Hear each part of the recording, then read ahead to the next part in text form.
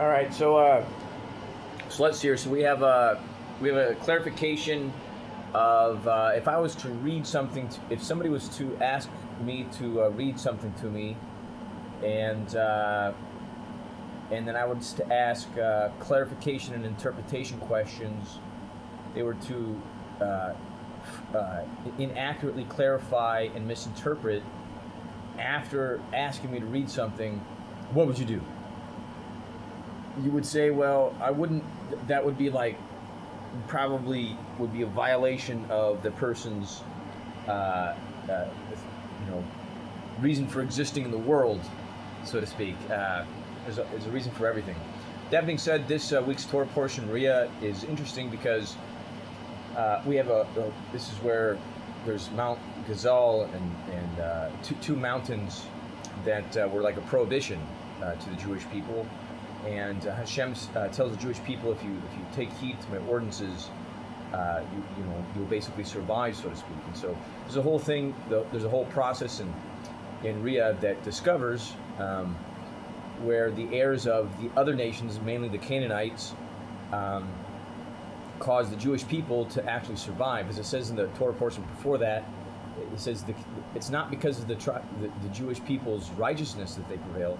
It's because of the wickedness and the mistakes of the Canaanite nations that it's like in comparison. So the reason why the Jewish people succeed is because they actually do take heed to the decrees and the ordinances.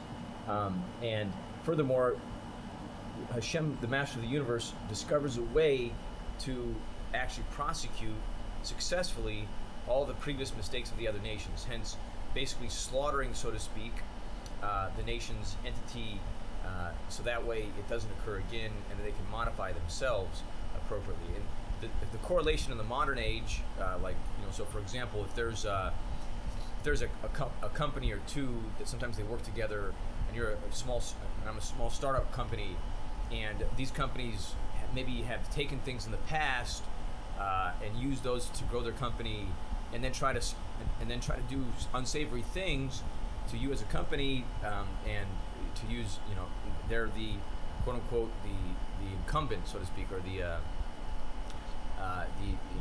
big corporate people, to put it in a different way. Now, if they go and try to lie and use their current processes and systems to go against you, what do? You would have to actually only rely on what the accurate truth is. Furthermore, if they attempt to win against you, it is because of their mistakes along the way, because they are potentially, they don't want to see another startup to succeed. In my meager opinion, that would be my only interpretation. That's the false. That's actually accurate in my meager opinion, based on a whole set number of scenarios that had nothing to do with their companies, because there's actually a different one or two companies that they work with that are trying to basically, drive their positions forward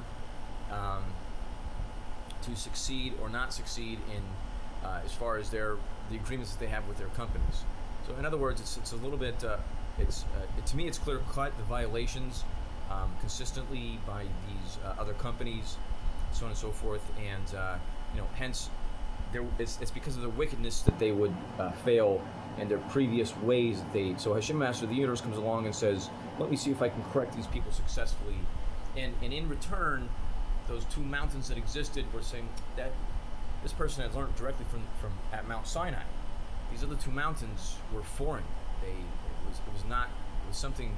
So the person listening to the Torah, the decrees and ordinances that they were given to Moshe at Mount Sinai, would be the one who would succeed. And it's not because they are so good at following all those other rules. It's because perhaps some of the tiny mitzvahs or the rules that in the past along the way that company had followed, and so on and so forth, for so many years, and so much study along the way, that it was just natural for the company to win against a quote unquote giant a giant of an adversary, so to speak. Anyways, until next time, over and out.